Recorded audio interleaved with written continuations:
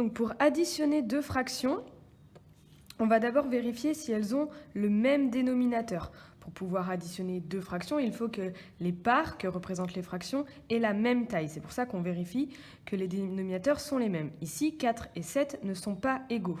Donc on va donc chercher à trouver deux fractions qui sont égales à celle-ci, mais qui ont un dénominateur commun.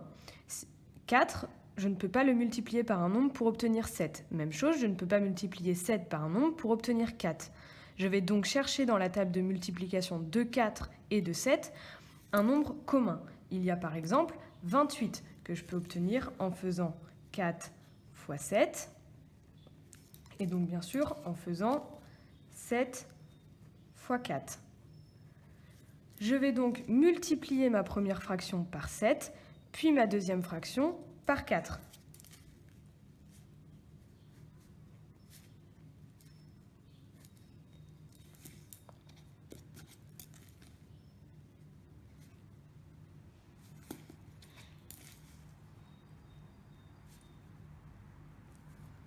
On obtient donc des fractions égales, mais avec un dénominateur différent.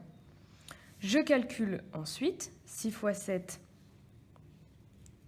42, et 4 fois 7, 28. 2 fois 4, 8, et 7 fois 4, 28. Une fois que j'ai mis mes fractions au même dénominateur, j'additionne seulement les numérateurs.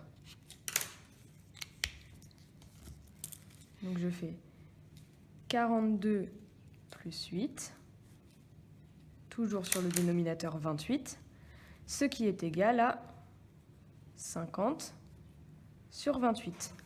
Pour aller plus loin, je peux simplifier cette fraction. C'est-à-dire que je peux trouver une fraction qui soit égale, mais qui ait un dénominateur plus petit. Ça, c'est vraiment une étape qui n'est pas obligatoire. Donc 50 et 28 sont tous les deux des nombres pairs. Je peux donc les diviser par 2 et on obtient 25 quatorzièmes. Ces deux fractions sont égales et sont toutes les deux des résultats de l'opération 6 quarts plus 2 septièmes.